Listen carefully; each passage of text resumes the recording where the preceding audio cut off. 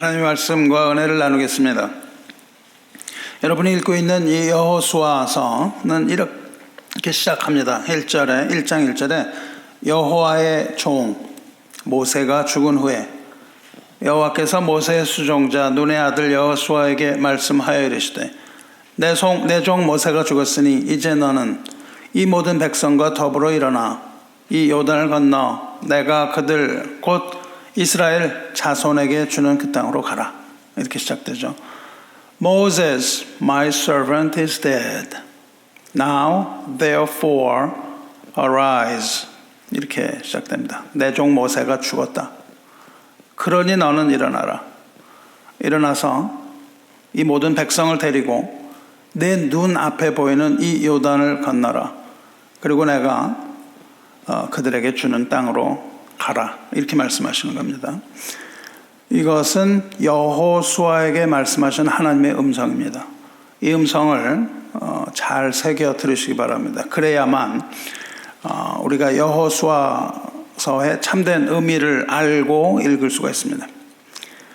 이 말씀을 들은 여러분은 지금 말씀하시는 이 하나님의 심정이 어떨 것 같다고 생각을 하세요?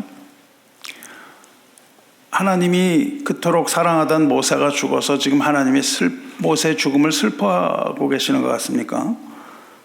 아니면 모세가 그동안 자기 맡은 일을 잘 못해서 요단을 건너지 못했는데 이제 그가 죽었으니까 여호수아 네가 지도자가 되어서 임무를 완수해라, 이런 느낌으로 다가오십니까?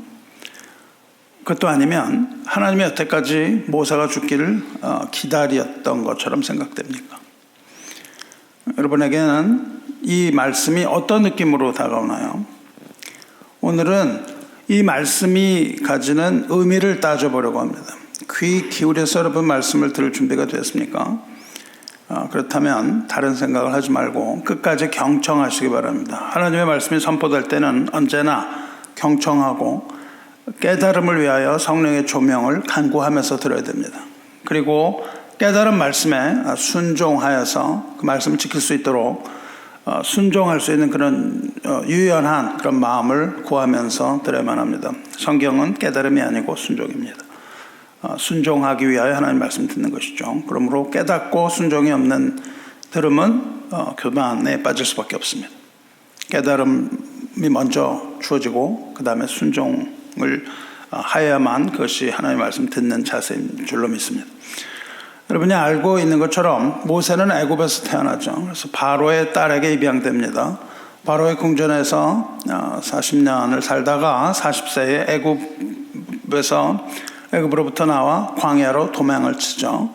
그래서 장인 이드로의 양을 치는 목자로서 40년 지냅니다.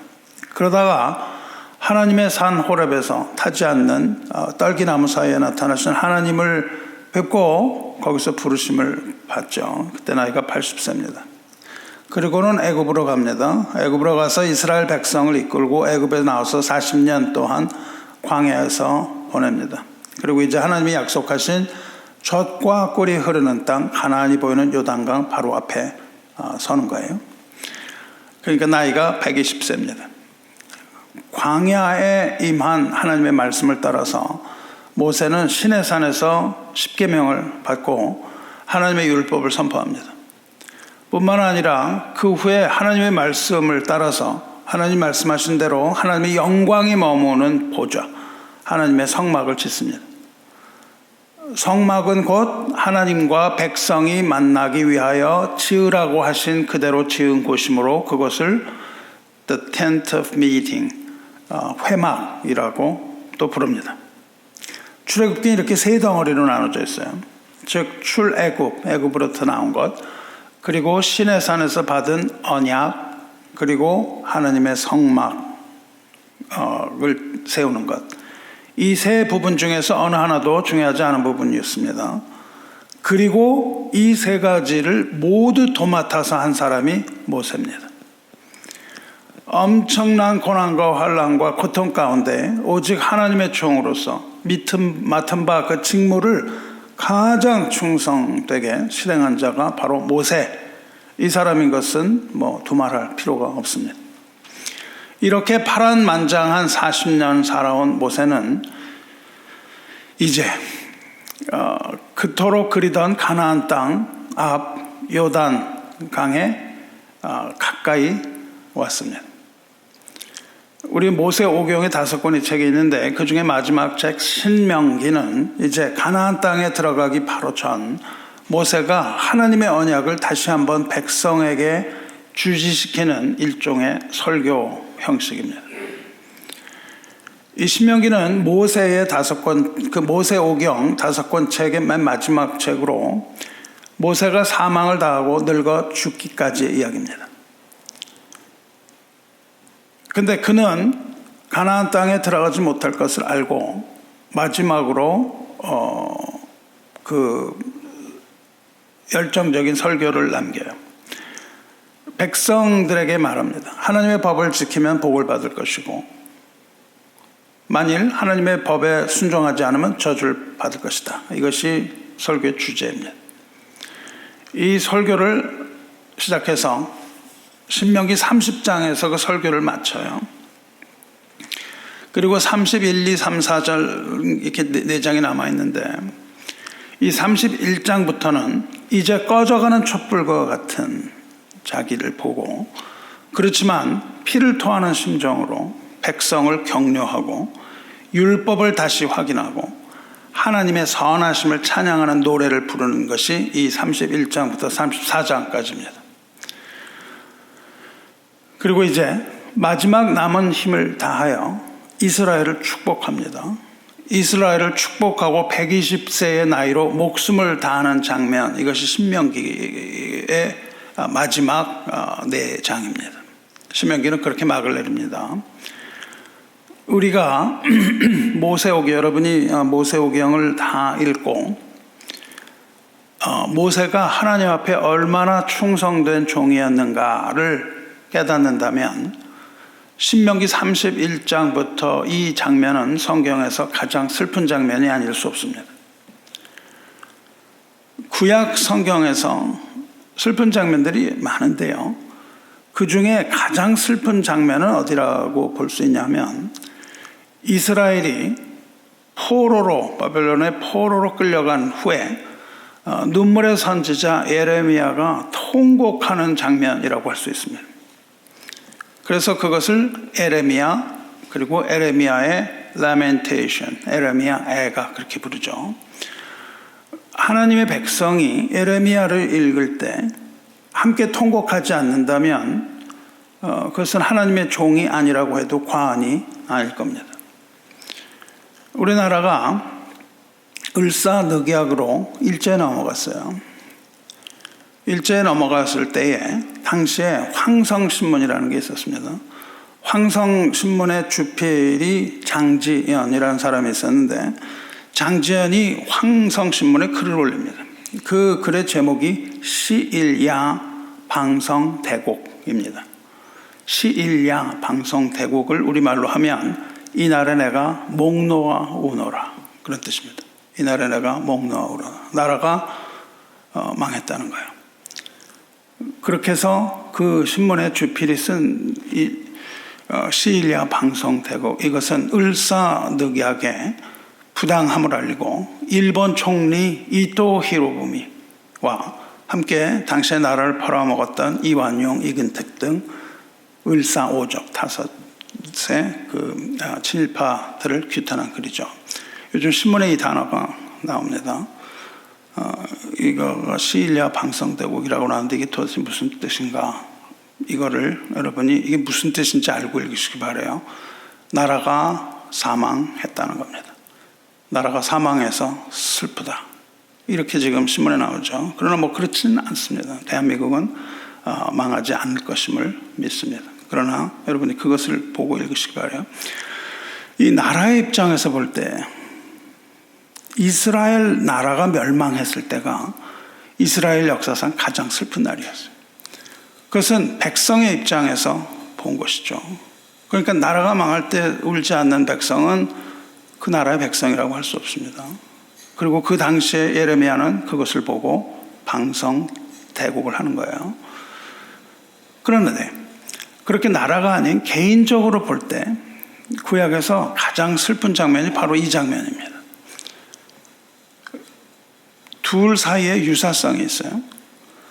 예레미야의 슬픔과 모세의 슬픔은 유사합니다. 그것이 여기가 구약에서 슬픈 장면이고, 신약에서는 개인적으로 가장 슬픈 장면이 어디냐면 사도 바울의 이야기입니다. 사도 바울은 순교당할 것을 알아요. 성령께서 그렇게 말씀해 주시죠. 그래서 순교당할 걸 아는데 바울은 이제 마지막 예배를 드리기 위해서 예루살렘으로 갑니다. 근데 시간이 없어요. 빨리 날짜를 맞춰서 예배 드리기 위하여 가야 되는 거예요. 우리 예배 드릴 때 지금 시간이 없죠. 시간 맞춰서 그때까지 가야 되잖아요. 지나가면 예배를 못 드립니다. 그래서 여러분이 시간을 지키셔야 되는 거예요. 그것처럼 예루살렘으로 그 날짜를 맞춰서 가야 되는데 마지막 예배를 드리러 가는데 마음이 걸리는 거예요. 에베소 교회가 걸립니다. 그런데 에베소 교회를 거쳐갈 시간이 없어요. 그래서 밀라도라는 곳에서 에베소 교회 장로들을 부릅니다. 그리고 그들에게 에베소 교회의 양들을 맡깁니다. 양들을 맡기면서 신신당부하는 장면이 신약에서 제가 볼 중에는 가장 슬픈 장면입니다. 내가 떠난 후에 사나운 이리가 여러분에게 들어와서 그 양떼를 아끼지 아니할 것이라. 바울이 지금 보이는 것은 에베소 교회를 공격하는 영적인 것들입니다. 그러므로 내가 3년이나 밤낮 쉬지 않고 눈물로 각 사람을 훈계하던 것을 기억하라. 그러면서 장로들에게 여러분은 자기를 위하여 또는 온 양들을 위하여 삼가라. 하나님이 여러분을 교회의 감독자로 삼으시고 하나님이 자기 피로 사신 교회를 보살피게 하셨느니라 하면서 장로들한테 교회를 맡깁니다. 그 말을 한 후에 무릎을 꿇고 모든 사람들과 함께 기도할 때에 다 크게 울며 바울의 목을 안고 입을 맞추고 다시 그 얼굴을 보지 못하리라 하는 그 말을 듣고 모두 근심하며 바울을 베개까지 전송하는 장면, 이 장면입니다. 이게 가장 슬픈 장면인데 물론 이것은 육적인 눈으로 볼 때 슬픈 장면입니다. 영적인 눈으로 보면 그렇진 않아요. 근데 바울은 자기가 죽을 것을 알고 있었다고요. 보라, 이제 나는 성령에 매여 예루살렘으로 가는데 거기서 무슨 일을 당할는지 나는 알지 못하노라. 오직 성령이 각 성에서 내게 증언하여 결박과 환난이 나를 기다린다 하시나. 거기서 바울은 감옥에 갇히고 무서운 환난을 만나서 죽게 될 걸 알고 있었습니다.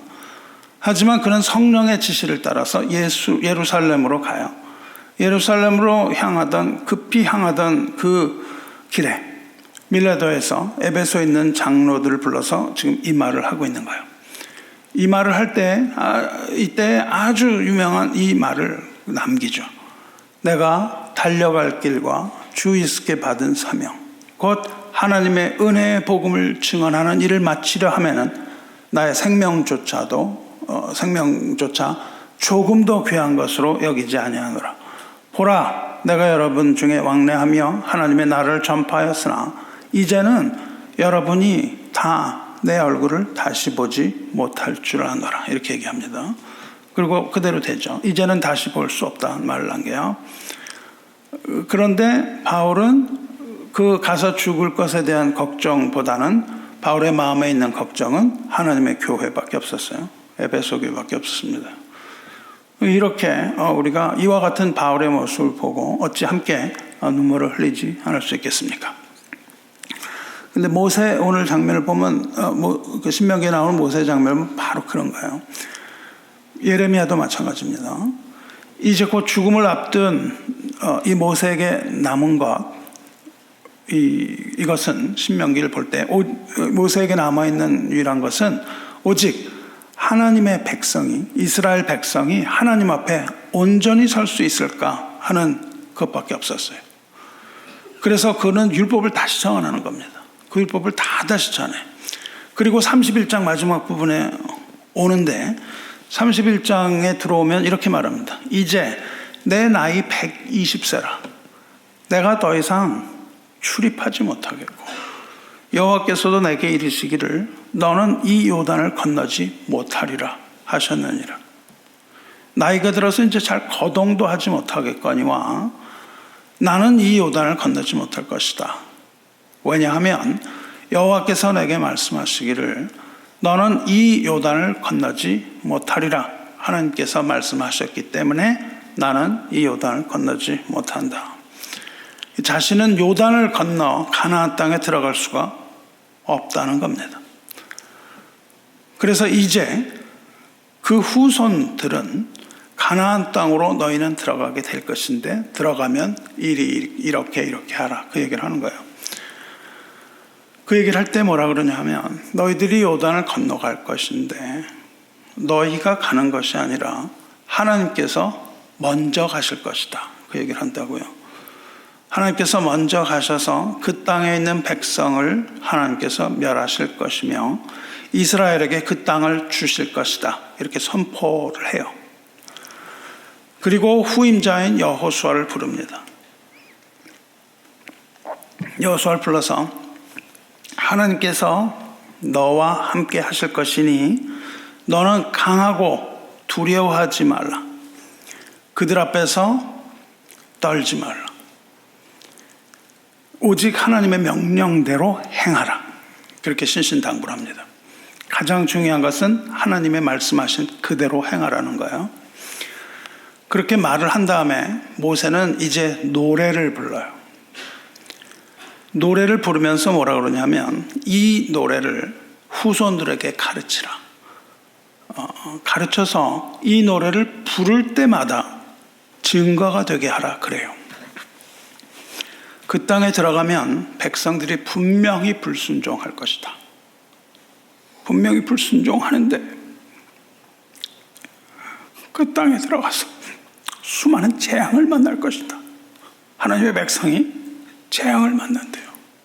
환난을 당한다. 그 환난을 당할 때 이 노래를 부르라. 이 노래를 잊지 말고 이 노래를 부르라. 이 노래가 그들에게 증인이 되리라. 이렇게 말씀하세요. 그러면서 그날에 이 노래를 기록합니다. 이 노래를 부른 이유는 백성이 환난을 당할 때, 백성이 고통을 당할 때, 백성이 하나님께 불순종함으로 그들이 하나님의 징벌을 받을 때 하나님 앞에 이 노래를 불러서 증거를 삼으라 이겁니다. 그렇게 말한 후에 바울이 그랬던 것처럼 이제 이스라엘 지파의 모든 장로들을 다 불러 모읍니다. 그리고 이 노래를 그들에게 들려줘요. 들려주면서 하늘과 땅을 부릅니다. 하늘과 땅을 불러서 증거로 삼습니다. 이때 모세가 한 말이 바울이 한 것과 비슷합니다. 내가 너희의 반역함과 목이 곧은 것을 아나니 오늘 내가 살아서 너희와 함께 있어도 너희가 여호와를 거역하거늘 하물며 내가 죽은 후에 이르려. 분명히 반역한다는 거예요.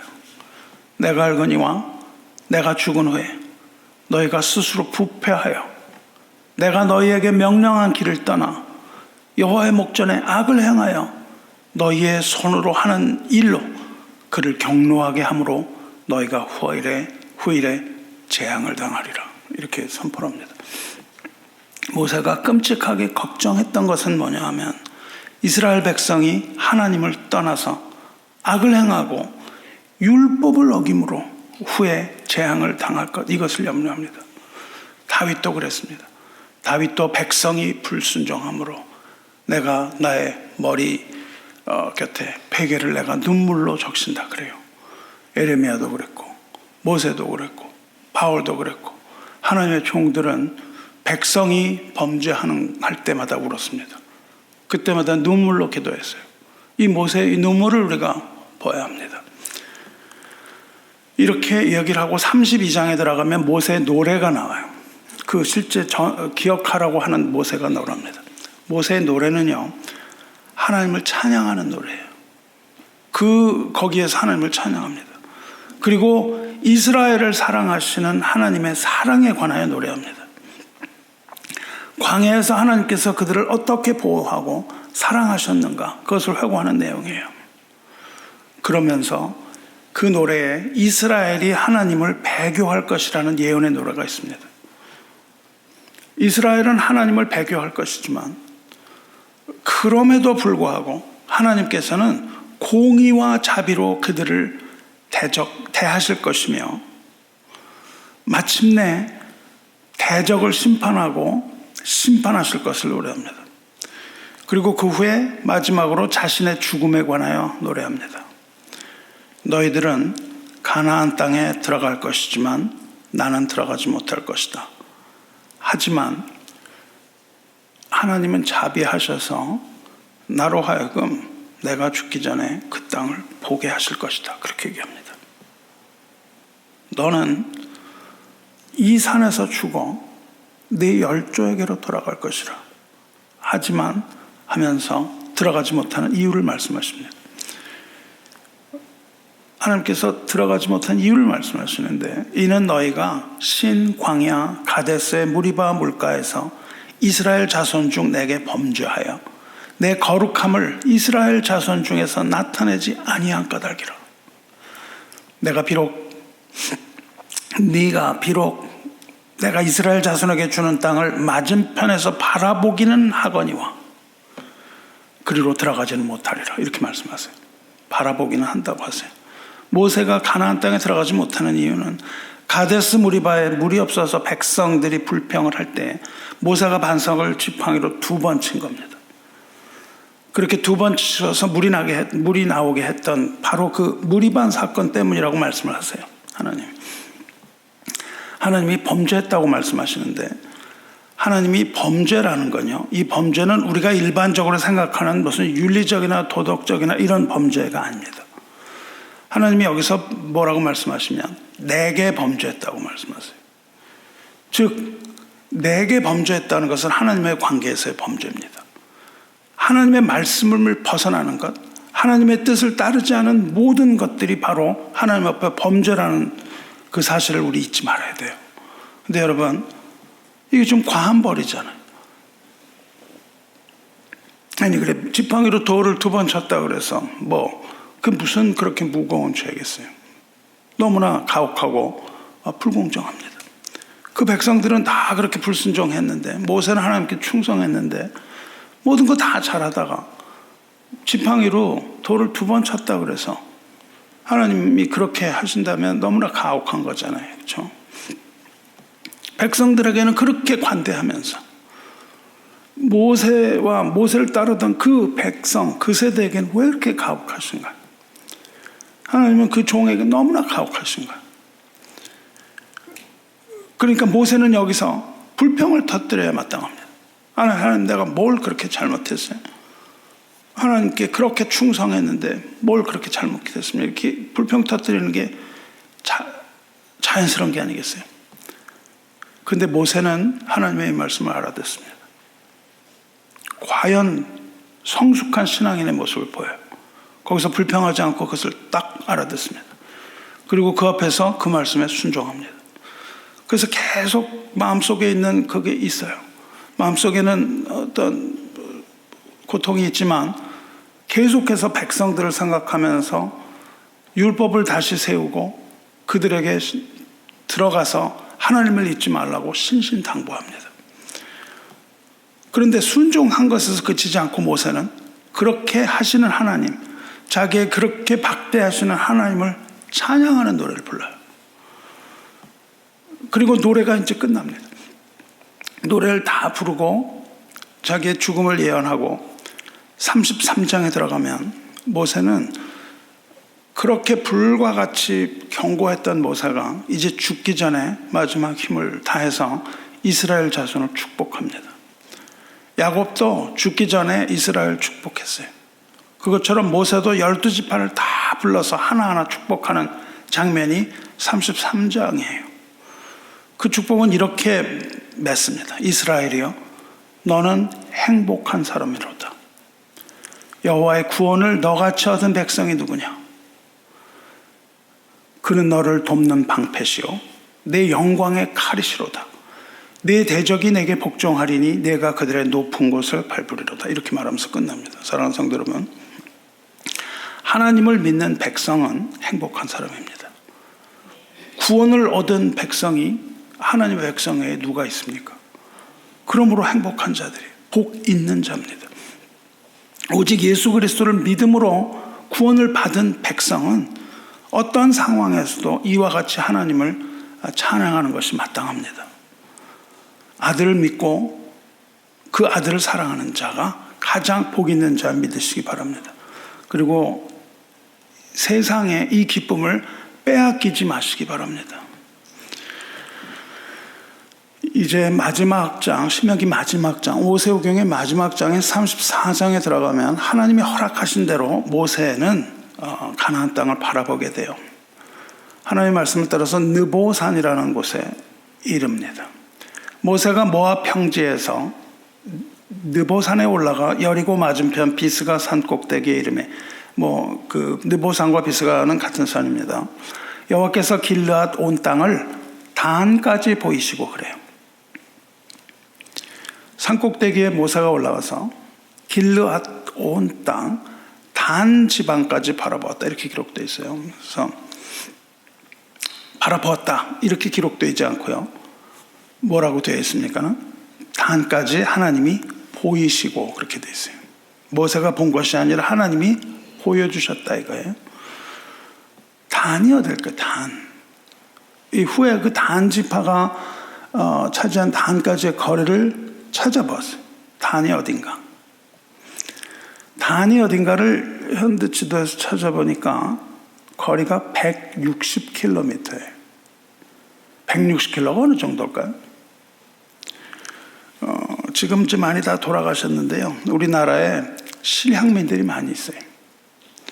이 실향민들에게 특별한 의미가 있는 곳인데 그게 어디냐 하면 휴전선 근처에 휴전선 가까운 고대산이라는 데가 있는데 그 근처에 태풍 전망대라는 곳이 있습니다. 실향민들은 태풍 전망대 그 고대산 근처 이런 데 올라가서 북녘 땅을 바라보면서 고향을 바라보면서 눈물을 짓는 곳입니다.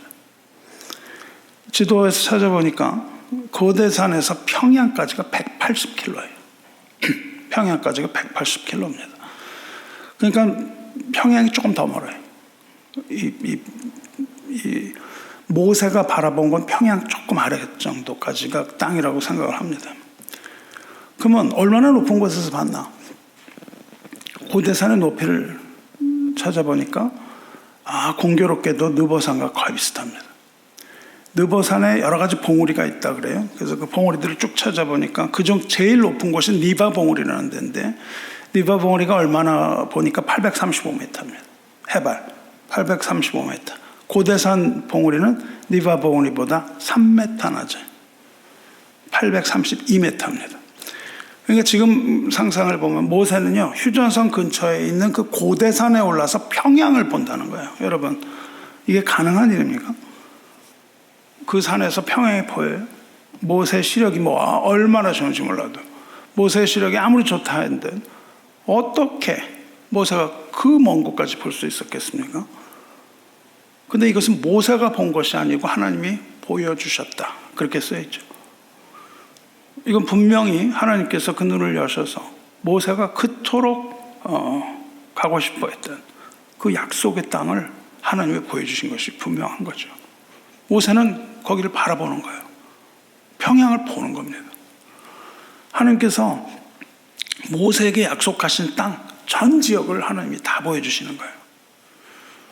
언약을 반드시 지키시는 신실하신 하나님을 찬양하면서 모세는 거기에 올라가서 그 약속의 땅 전체를 다 바라보게 되었다는 뜻입니다.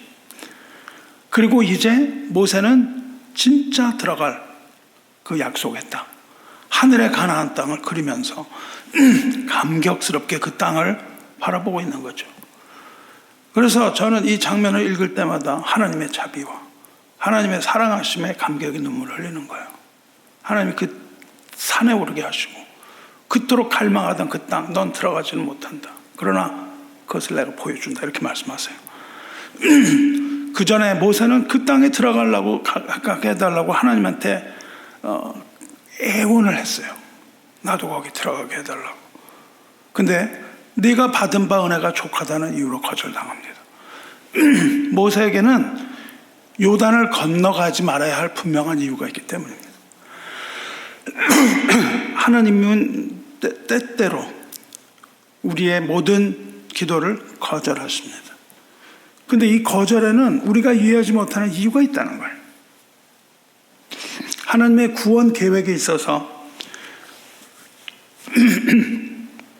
모세를 따라서 이 이스라엘이 요단을 건너면 안 되는 이유가 있습니다. 이 약속의 땅 가나안은 하나님의 나라 천국의 그림자예요. 그렇지만 모세를 따르던 백성은 가나안에 들어가지 못했습니다. 그렇다면 이 사람들은 과연 천국을 기업으로 받지 못한 사람들일까요? 어떻게 생각하세요? 이 사람들은 다 천국에 가지 못하고 이 땅에 그냥 죽음으로, 이 땅에서 죽음으로 끝이 났나요? 그렇지 않습니다. 이들이 천국에 가지 못한 건 아닙니다. 물론 그들이 다 천국에 갔다고 말할 수는 없습니다. 하지만 그들이 다 천국에 가지 못했다고 말할 수 없어요.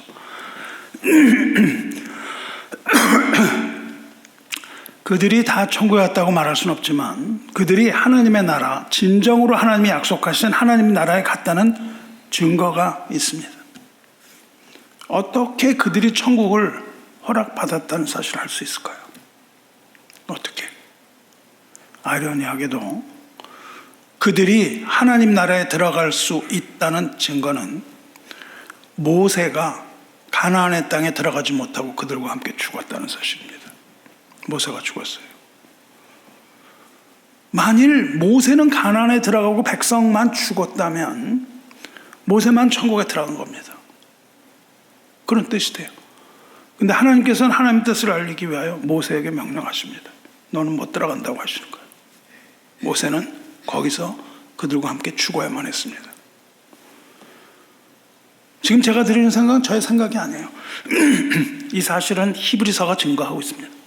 히브리서 11장 그 믿음장에서 그렇게 말한다고요. 모세의 그 믿음에 대해 설명한 후에 이 사람들은 다 믿음으로 말미암아 증거를 받았으나 약속한 것을 받지 못하였으니 이는 하나님이 우리를 위하여 더 좋은 것을 예비하셨은즉 우리가 아니면 그들로 온전함을 이루지 못하게 하려 하심이라. 쉽게 풀어서 말씀드리면 이런 거예요. 모세는 비록 믿음으로 살다가 궁핍과 환난과 학대와 시련을 받으며 살다가 광야에서 죽었지만 그는 약속을 받았다. 그리고 그 약속은 예수 그리스도를 통하여 이루어질 것이다. 이렇게 설명하는 거예요. 그러니까 거기서 죽었지만 이제 예수 그리스도를 통하여 더 좋은 것을 예비하신 하나님을 통하여 그리스도를 통하여 이제 그는 천국을 보장받는 겁니다. 그러나 거기서는 죽어야 됐기 때문에 죽었습니다. 그렇기 때문에 모세는 요단강 앞에서 죽어야 됩니다.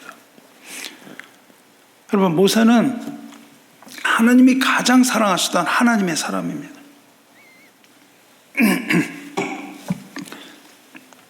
비록 이 모세가 모압 땅에서 죽었지만 그는 자기에게 주어진 사명을 완성하고 하나님의 품에 안겼습니다. 그에게 주어진 이 사명은 무엇이었습니까? 여호수아에게로 백성을 인도하는 것이었어요. 그리고 백성은 이제 여호수아를 따라서 요단을 건너갑니다. 모세가 죽은 그날이 바로 이제 요단을 건널 때라는 거예요. 그래서 하나님께서는 내 종 모세가 죽었으니 그렇게 말씀하시는 겁니다. 때가 됐다는 거예요. 내 종 모세가 죽었으니 이제 너는 일어나 라고 여호수아에게 말씀하세요. 죽은 모세는 하나님으로부터 내 종이라는 최고의 칭호를 얻습니다. 2번이나 나와요. 내 종 모세가 죽었으니 이제 때가 되었다. 그는 그의 사명을 다하고 백성을 너에게 맡겼다 이거예요. 이제 너는 일어나 백성을 이끌고 이 요단을 건너 내가 약속한 땅으로 가라 이런 말씀입니다. 그래서 하나님은 마치 모세가 죽기를 기다렸다는 듯이 그렇게 말씀하십니다. 그렇게 말씀하시고 여호와를 인도자로 세우시는 장면이에요. 사랑하는 성도 여러분, 우리는 인간 모세에게 동정과 슬픔을 느낍니다. 좀 안 됐어요. 근데 그는 사명을 다했습니다. 그렇다면 모세가 들어가지 못한 것은 우리에게 어떤 영적인 의미가 있을까요? 몇 가지가 있지만 세 가지 정도만 생각을 해보려고 해요. 첫째로 이 사건은요, 죄인은 천국에 갈 수 없다는 걸 보여줍니다. 죄사함을 받지 않고는 결탄코 천국에 발을 들일 수조차 없습니다. 죄를 해결해야만 요단을 건너가는 거예요. 그런데 모세의 율법을 가지고는 천국에 갈 수 없다는 거예요. 그럼 하나님은 왜 모세를 부르셔서 율법을 주셨어요? 모세의 율법으로 요단을 건너가 할 수가 없는 거예요. 왜 모세를 부르셨어요? 모세에게 왜 율법을 주셨습니까? 모세의 율법은요, 아담이 범죄했기 때문입니다. 그래서 벤 아담, 그 아담의 후손, 우리에게 주어진 겁니다. 로마서가 그렇게 말합니다. 3장 20절에 그러므로 율법의 행위로 그의 앞에 의롭다 하심을 얻을 육체가 없나니 율법으로는 죄를 깨달음이라. 죄를 깨달으라는 거예요. 율법의 기능은 우리로 하여금 죄를 깨닫게 한다는 거예요. 율법은 스스로 죄인인 것을 깨닫게 하기 위하여 주시는 기준점입니다. 아무리 우리가 나는 죄인 아니라고 우겨도 율법의 잣대에 우리를 대어보면 우리는 부인할 수 없는 죄인인 것이 밝혀지는 거예요. 죄의 짐을 짊어지고 천국에 들어갈 수는 없습니다. 아직도 무겁고 얽매기 쉬운 이 죄의 짐을 지고 간다면 이제 그 짐을 벗어서 주님 앞에 내려놓으시기 바라요. 그때에 그리스도 안에서 참된 안식을 얻을 겁니다. 모세가 가지고 있는 율법으로는 절대로 요단강 건너가 갈 수 없다는 걸 보여줘요. 죄가 해결 안 되고 모세의 그것으로 해결될 수 없다는 겁니다. 이것은 둘째로 인간의 노력이나 공로로는 천국에 들어갈 수 없다는 거예요. 모세의 공로를 세워보세요. 40년 동안 그가 이룬 일은 놀라운 것이었어요. 누가 보아도 모세는 그가 했던 일을 가지고는 천국에 갈 수 있습니다. 천국에 들어갈 자격이 충분한 거예요. 하지만 요단 건너지 못합니다. 이 세상에는요, 뛰어난 업적, 공로 이런 걸 가진 사람들이 많아요. 교회도 그렇죠. 그런 업적과 공로를 가지고 있습니다. 또 어떤 사람은 도덕심이 뛰어나요. 그래도 윤리의식 또한 뛰어납니다. 어떤 사람은요, 살신성이라 합니다. 인류를 위해서 한 몸을 바치는 거예요. 살신성이라는 그런 사람도 있습니다. 하지만 요단강 앞에서 그들은 좌절하는 겁니다. 그들의 도덕심이 요단을 건너게 할 수가 없는 거예요. 그래서 이렇게 열심히 일을 한 모세, 요단강 앞에 선 그 모세의 뒷모습은 슬픈 겁니다. 거기서 좌절하는 모세를 봐야 돼요. 착한 일, 선한 일 아무리 많이 해보십시오. 그런 걸로 죽음을 이길 수가 있습니까? 아무리 착하게 살아도 죽음을 이길 수가 없어요. 천국은 열심히 하는 도덕적인 사람의 몫이 될 수가 없다는 겁니다. 구원이라는 것은 나의 열심을 기준으로 하는 것이 아니라 하나님께서 하나님의 백성을 선택하시는 일입니다. 하나님의 선택이에요. 우리가 아무리 열정을 가지고 해도 하나님 나라에 합당한 높은 기준에 다다를 수가 없는 거예요. 구원은 오직 하나님의 주권 영역입니다. 우리가 믿음이 있어도 하나님 앞에서 자랑할 게 없습니다. 나는 믿음이 있는데요. 나는 믿음이 있으니까 나는 천국에 입성을 해야 되겠는데요. 이런 주장할 자격이 없다는 거예요. 인간의 공로로는 믿음조차도 그렇습니다. 우리가 가지고 있는 믿음이 하나님으로부터 온 믿음이 아니라면 그것은 공로입니다. 인간의 공로로는 천국을 얻을 수도 없고 생명을 보장받을 수도 없습니다. 이 슬픈 뒷모습을 한 채 느보산을 오르는 초라한 노인, 이 모세를 보시기 바라요. 그런데 비록 모세의 그 뒷모습은 초라했지만 그가 느보산에 올라가서 바라본 가나안은 그에게 충분히 기쁨을 줄 수 있었던 것을 기억해야 돼요. 뒷모습은 비록 초라한 모습 같았지만은 그가 올라서 하나님께서 보여주시는 그 가나안을 볼 때는 그는 기쁨이 충만합니다. 비록 모세는 가나안을 밟지는 못했지만 그는 천국을 사모하는 기쁨으로 만족하며 생을 마감했을 수 있던 것도 기억하시기 바라요. 모세가 요단에 들어가지 못했던 첫 번째 이유는 죄인은 들어갈 수 없고 공로로는 들어갈 수 없습니다. 즉 세 번째로 가장 중요한 것은 율법의 의로는 천국에 들어갈 수 없다는 거예요. 율법의 의로는 천국에 갈 수 없습니다. 그러면 모세에게 주어진 사명이 뭐예요? 율법을 받은 게 모세의 사명일까요? 성막을 지은 게 모세의 사명일까요? 그들을 애굽으로부터 끌어낸 게 모세의 사명일까요? 아니라는 겁니다. 모세의 사명은 그게 아니에요. 모세에게 주신 진정한 사명이 있습니다. 모세에 주신 진정한 사명은 백성을 요단까지 인도하고 죽는 겁니다. 그게 모세의 사명이었어요. 즉 요단 앞까지 백성을 인도하여 여호수아에게 인도하는 것, 그것이 모세의 사명입니다. 거기까지가 모세의 사명이에요. 아시다시피 모세는 율법을 상징해요. 따라서 모세가 가나안에 들어가지 못한 것은 결국 아무도 율법과 자기의 의로서는 천국에 들어갈 수 없다는 것을 말합니다. 율법을 상징하는 이 모세는 여호수아 앞까지 우리를 인도하는 거예요. 그렇다면 여호수아는 무엇을 상징하나요? 여호수아는 우리 주 예수 그리스도를 상징하는 겁니다. 성도 여러분, 예수님 어떻게 발음하세요? 우리는 옛날에는 야소라 그랬어요. 야소. 올해 보면은 야소 그렇게 불렀습니다. 지금은 예수라고 부르지 않고 예수님 이렇게 부릅니다. 그건 우리식이죠. 헬라어에서는 예수스라고 불러요. 예수스. 그렇다면 실제로 예수님 시대 1세기 교회에서는 예수님 어떻게 불렀을까요? 어떻게 발음했을까요? 실제로 어떻게 발음했는지는 우리가 알 수 없습니다. 그런데 현존하는 문헌들을 통해서 한 학자들이 인정하는 몇 가지 설이 있어요. 헬라어에서는 예수스 그래요. S가 거기 왜 붙었는가? 그걸 왜 S가 붙냐 하면 헬라어가 어미 중심어기 때문에 그래요. 앞부분이 아니라 뒷부분이 변화를 해요. 그래서 의미가 달라집니다. 격에 따라서 발음이 달라져요. 예를 들어서 예수스인데 이게 소유격이 되면 예수 그렇게 끝나요.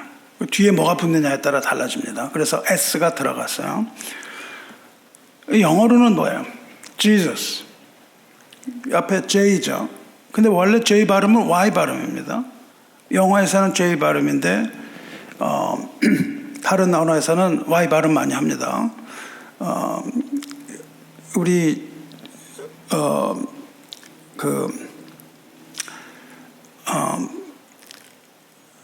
우리가 보통 yes 이렇게 얘기하면 좀 촌스럽다 그러고 야 그래요. 좀 건방집니다. 야가 어디서 왔어요? 독일에서 왔습니다. 독일에서는 야 그래요. yes를 야 그런데 그 스펠을 보면 JA입니다. J가 Y 발음이에요. 야 그리고 군대에서는 야볼 그래요. 야볼은 뭐냐 하면은 yes sir 이런 느낌이에요. 야볼. 그것도 JAWOHL입니다. J가 Y 발음을 냅니다. 그러니까 영어 지저스도 원학은 헬라 예수서 왔다고요. 그걸 J로 쓰다가 읽으니까 지저스가 됐습니다. 근데 문헌에 몇 가지 발음들이 나와요. 그 언어학하고 이렇게 연구했던 분들이 발음을 하는데 그 중에 가장 많다고 하는 게 예슈아입니다. 예슈아. 그 다음으로 많이 등장하는 발음이 뭐냐면 여호슈아입니다. 여호슈아. 근데 그 중에서도 많은 문헌들 이렇게 해서 연구한 발음이 그 중에 하나가 예수, 마지막에 우를 숨을 이렇게 내쉬면서 예수.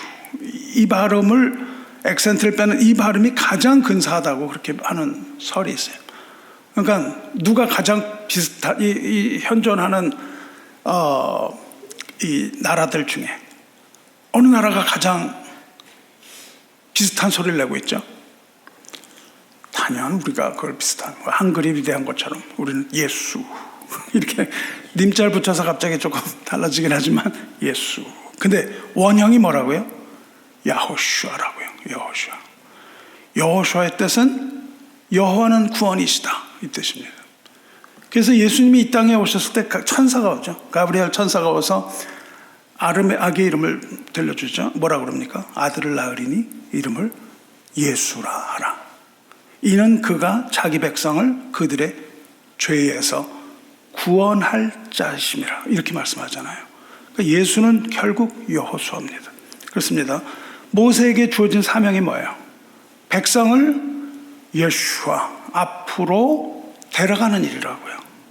그리고 백성은 그 여호수아를 따라서 요단을 건너 가나안 땅으로 진격하게 되는 겁니다. 사랑하는 성도 여러분, 그렇습니다. 율법의 기능은요, 우리를 죄를 깨닫게 하는 것도 있지만 더 큰 기능은 뭐냐면 우리를 예수 그리스도 앞까지 인도하는 역할이에요. 그게 율법의 역할입니다. 오늘 읽은 갈라디아서 3장을 보세요. 이같이 24절에 율법이 우리를 그리스도께로 인도하는 초등교사가 되어, 그렇게 되어 있잖아요. 율법은 뭐예요? 모세. 그리스도는 누굽니까? 예수라고요. 율법은 그것은 우리를 예수님 앞으로 데려오는 거예요. 왜냐하면 자기가 할 수 없다는 거예요. 예수님이 필요하구나. 이거를 알게 하는 게 율법이라고요. 그러니까 우리가 선하게 살려고 하다가 볼 때에 우리가 예수가 필요해지는 것이죠. 예수님 아니면 구원받을 수 없으니까. 이 24절 그리스도께로 인도하는 초등교사가 되어 우리로 하여금 믿음으로 말미암아 의롭다함을 얻게 하려 함이라. 그 전에 이렇게 말합니다. 하나님께서 그 나라를 약속하셨다는 거예요. 하나님 나라를. 근데 그 약속은 아브라함과 그 자손에게 주셨다. 이렇게 말씀하세요. 근데 거기 뭐라 그러냐면 자손들, 이렇게 복수가 아니고 그 자손 한 사람이라고 말해요. 아브라함과 그 자손 한 사람, 즉 그리스도라, 그렇게 말합니다. 약속을 누구에게 줬냐 하면 아브라함과 맺으신 그 언약은 그리스도에게 주신 약속이라는 거예요. 그러므로 이 약속을 깨뜨릴 수가 없다는 겁니다. 깨뜨릴 거 없고 이 약속은 반드시 이루어진다는 거예요. 그런즉 율법은 무엇이냐? 범법함으로 더하여진 것이라. 약속이 먼저 주어지고 율법이 주어졌다고요. 천사들을 통하여 한 중보자의 손으로 베푸신 것인데 이 중보자가 누구예요? 모세라고요. 약속하신 자손 누구예요? 예수님. 오시기까지 있을 것이라. 율법은 죄를 깨닫게 하기 위하여 주시는 것인데 그것은 한 중보자 즉 모세를 통하여 주신 것이다. 그러나 그 율법은 약속하신 자손 그리스도가 나타나실 때까지다. 이렇게 설명을 하는 겁니다.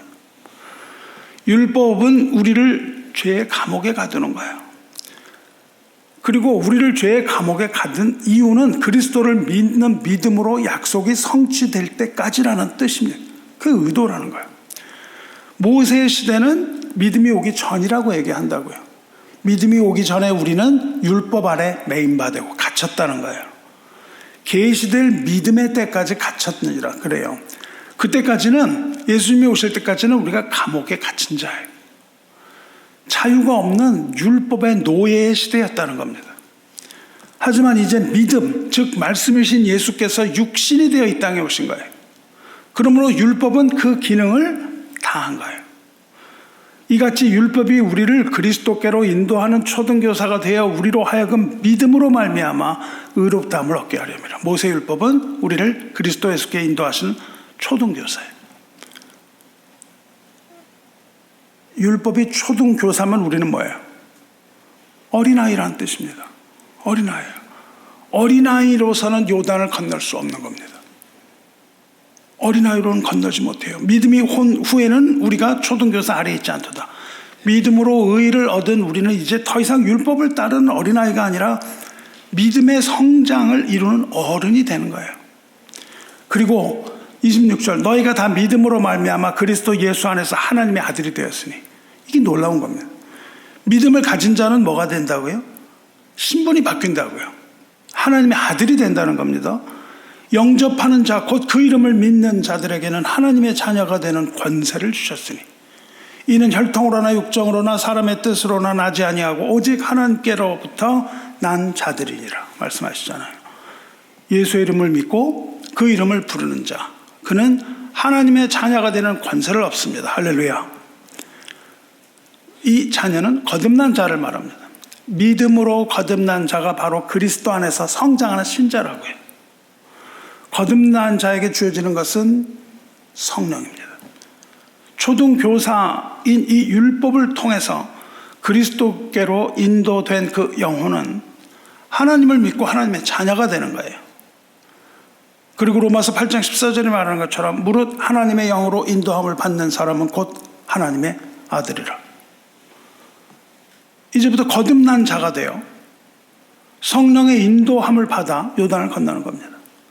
요단을 건너는 자는 그리스도께 인도함을 받아서 성령의 손을 잡고 아버지 땅으로 들어가는 거예요.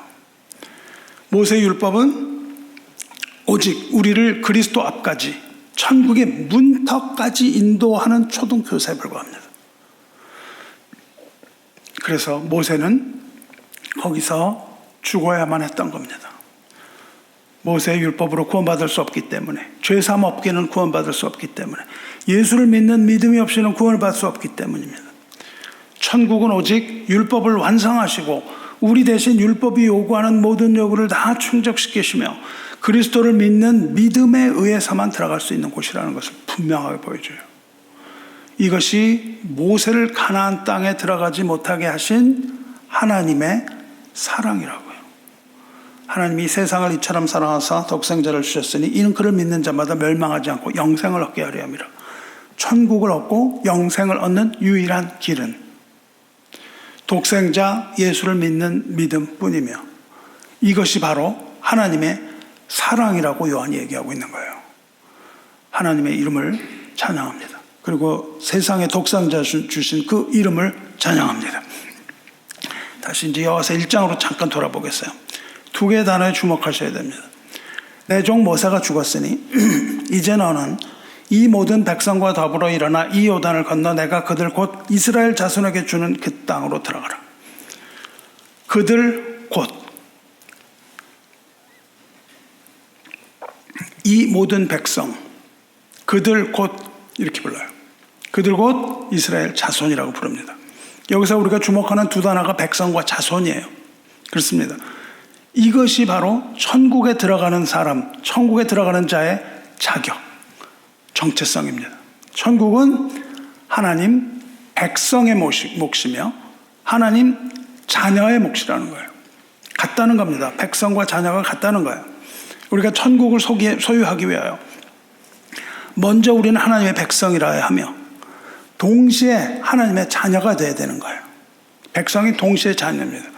그리고 예수 그리스도를 믿는 믿음으로 말미암아 성령의 인도함을 받는 자가 하나님의 자녀입니다. 이것이 하나님의 아들이에요. 오직 백성과 자녀만이 천국을 소유한 자라는 뜻입니다. 할렐루야. 자, 이렇게 해서 가나안을 건넜습니다. 그럼 끝입니까? 가나안을 건넌 백성은 어떻게 되나요? 이제 천국에 들어갔으니까 끝이다 이렇게 되나요? 가나안을 건넌 백성은 어떻게 됩니까? 우리가 여호수아를 읽는 이유입니다. 어떤 삶을 살아요? 여호수아를 읽어보세요. 요단강을 건넌 백성은 거대한 전쟁터로 진입하는 겁니다. 거대한 전쟁터로 들어가는 거예요. 여호수아서는 뭐예요? 가나안 정복 전쟁이라고요. 요단을 건넌 자에게 주어지는 건 뭡니까? 여호와 전쟁, 메시아의 전쟁에 참여하는 거예요. 이것이 성장한 자입니다. 신앙이 성장한 자예요. 예수를 믿는 믿음으로 구원받은 저와 여러분, 백성은 어떻게 되는 거예요? 사랑하는 성도 여러분, 구원을 받은 자에게 주어지는 건 뭐예요? 천국에서의 안락한 쉼이 아니라고요. 그것은 그 후에 있는 거예요. 우리는 그 앞으로 계속 전진하여 들어가는 겁니다. 그 요한계시록입니다. 구원받은 백성에게 주어지는 삶은 뭡니까? 영적인 전쟁이라고요. 이것을 알지 못한다면 우리는 아직 구원이 뭔지 알지 못하는 겁니다. 갈라디아서를 보시기 바라요. 너희가 다 믿음으로 말미암아 그리스도 예수 안에서 하나님의 아들이 되었으니 누구든지 그리스도와 합하기 위하여 세례를 받은 자는 그리스도로 옷 입었느니라. 세례는 복음의 핵심이에요. 세례는 그리스도와 하나가 되었다는 연합의 의미입니다. 세례를 통해서 그리스도와 하나가 되고 새 생명으로 연합되고 그 안에서 삶의 변화를 경험하게 되는 거예요. 약속된 성령을 따라서 그리스도로 옷 입은 새 사람이 되라 그래요. 옷을 입는다는 게 뭐예요? 새로운 정체성을 가진다는 거예요. 신분이 바뀐다는 겁니다. 하나님의 자녀가 되는 것이고 하나님의 백성이 되는 그런 새로운 신분을 가지고 그 신분에 합당한 삶을 살게 되는 걸 뜻하는 거예요. 성령으로 거듭난 하나님 자녀는 세상에서 살지만 의와 진리와 거룩함을 따라서 그리스도를 드러내는 의로운 삶을 살아야 한다고 말하는 겁니다. 로마서 13장 12절에 이렇게 말합니다. 밤이 깊고 낮이 가까웠으니 그러므로 우리가 어둠의 일을 벗고 빛의 갑옷을 입자. 갑옷은 전쟁 때 입는 겁니다. 밤이 깊고 날이 가까웠으니 어둠의 일을 벗고 빛의 갑옷을 입자. 오직 주 예수 그리스도로 옷 입고 정욕을 위하여 육신의 일을 도모하지 말라. 그리스도로 옷 입는다는 건 뭡니까? 그 말은 정욕과 썩어져가는 옛 습관, 육신의 이 옷을 벗어버리고 갑옷, 하나님의 전신갑주를 입는 거예요. 하나님의 전신갑주, 즉 빛의 갑옷을 입는 겁니다. 이제 요단을 건넌 사람들은 갑옷을 입어야 되는 겁니다. 여러분이 구원을 받았다면 하나님의 전신갑주를 입고 전투에 참여해야 되는 거예요. 그것이 마지막 주님 오시는 그때까지의 일입니다. 그래서 요한계시록이 쭉 처음부터 보시면 12장까지가 그 영적 전투에 계속 참여를 하는 거예요. 그리고 맨 마지막에 언제까지요? 새하늘과 새 땅이 올 때까지. 그러니까 끝난 게 아닙니다. 요단강을 건넜다고 끝나는 게 아니에요. 이걸 정리하면 이런 거예요. 정리를 해보겠어요. 아담이 죄를 지었을 때 하나님은 아브라함을 부르셔서 회복하게 될 걸 약속을 하셨어요. 그냥 약속을 하셨습니다. 그리고 모세를 부르셔서 율법을 주셨어요. 죄를 깨닫고 이 땅에서 백성으로 살아갈 수 있도록 주신 겁니다. 모세는 충성을 다해서 율법으로 하나님 섬겼습니다. 하지만 그는 요단 건너지 못했어요. 언제까지? 믿음이 오기 전까지. 그리고 그는 예수, 여호수아에게 백성을 인도합니다. 그리고 예수를 영접하고 믿는 자는 하나님의 자녀가 되는 거예요. 더 이상 종이 아니고 감옥의 종이 아니고 감옥에 갇힌 종이 아니고 자녀의 권세랍니다. 그리고 진리를 알지니 진리가 너희를 자유롭게 하리라. 내가 길이요 진리요 생명이니 나로 말미암지 않고는 아버지께로 올 자가 없느니라. 진리를 알지니 진리가 너희를 자유롭게 하리라. 진리는 곧 그리스도 예수를 말합니다. 이제 그 죄의 감옥에 갇혔던 이 백성이 이제 예수 앞으로 인도됐다는 것을 뜻해요. 그리고 예수를 믿는 믿음으로 예수 안에서 자유를 얻은 자가 된다는 겁니다. 이제 아시겠습니까? 자유를 얻은 하나님의 백성은 어떻게 돼요? 하나님의 자녀가 되는 거예요. 이제 자유로운 자가 돼요. 그래서 그 자유를 누리는 겁니다. 이 자유를 누리면서 육체의 기회를 쌓는 것이 아니라 이제 하나님의 전쟁에 참여하는 겁니다. 하나님의 전쟁에 참여하는 자유로운 하나님의 군대가 되어서 마귀와의 전쟁, 그리고 자기 자신과의 전쟁, 치열한 주님의 전쟁에 참여하게 되는 거예요. 이 세상은요, 지금 세상에 보이는 여러 가지 일들이 있는데 이것은 거대한 영적 전쟁이라는 거예요. 우리는, 교회는요, 이 세상의 모든 일을 이 영적 전쟁의 도가니 속으로 봐야 되는 거예요. 그것 때문에 세상에 이런 일들이 일어나는 겁니다. 우리는 영적인 전쟁에 참여하는 하나님의 군대라는 걸 잊지 말아야 됩니다.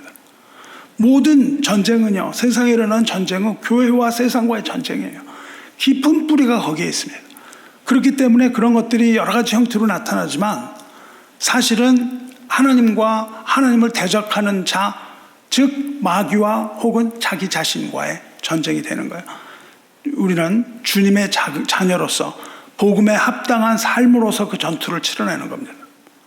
이거는 뭐 공격적이고 막 칼을 던지고 창을 던지는 전쟁이 아니에요. 복음에 합당한 삶을 사는 겁니다. 이 전투가 바로 하나님께 영광을 돌리는 전쟁이에요. 이것이 바로 여호수아서가 우리에게 주는 의미입니다. 이 전투가 언제까지 계속돼요? 가나안 땅을 완전히 얻을 때까지 이게 계속되는 거예요. 예수 믿고 구원받은 백성도 전투하며 나아가는 거예요. 전투하면서 어디로 나갑니까? 하나님 앞으로 나아가는 겁니다. 새하늘과 새 땅이 내려오는 그날까지 하나님의 모든 것을 다 회복하시는 그날까지 하나님의 자녀는 그리스도 예수의 이름이 적힌 그 명패가 있는 전투복을 입고 사는 거예요. 전투복을 입고 치열한 영적 전투에 참여하고 마침내 하나님의 나라에 나가면 그때 전투복을 벗고 신부의 옷을 입는 겁니다. 어린 양의 거룩한 신부가 되는 거예요. 그러니까 우리는 이 세상 살아가는 동안은 전투복을 입습니다. 그리고 하나님의 나라에서 하나님을 만나고 예수 어린 양의 혼인잔치에 참여할 때는 그때 신부의 옷을 입는 겁니다. 여기에서 그 거룩성을 지켜내야 되는 거예요. 사랑하는 성도 여러분, 성도의 사람은 이처럼 치열한 겁니다. 치열한 삶이 되어야 되는 거예요. 죄인은 죄와 사망의 감옥에 갇힌 자예요. 이 감옥의 찬살은 너무너무 단단합니다. 나갈 수가 없어요. 감옥의 벽은요 너무 높고 견고해요. 도망갈 수가 없습니다. 탈옥할 수 없어요. 어느 누구도 그 감옥에서 탈옥할 자가 없습니다. 아무리 우리가 높이를 뛰어도요, 높이 뛰기에 명인도, 높이 뛰기에 신기록을 가진 사람도 이 담장을 넘을 수가 없는 거예요. 그걸 아무리 뛰어도 소용이 없습니다. 우리의 힘과 능력으로 뛰어도 소용이 없는 거예요. 천하의 모든 열쇠, 자물쇠를 다 열 수 있다는 그 자물쇠 장인도 이 감옥문을 열 수가 없는 겁니다. 그저 모두가 그 안에서 죽어갈 따름이에요. 그런데 이제 무엇이 오냐면 믿음이 왔다는 겁니다. 이제 하나님의 아들 예수 그리스도를 믿는 그 믿음이 왔다는 거예요. 이 계시되는 믿음의 때까지 감옥문이 굳게 닫혀 있어요. 근데 주님께서 열쇠를 주시는 겁니다. 천국의 열쇠를 주시는 거예요. 교회에 주님께서 천국의 열쇠를 주십니다.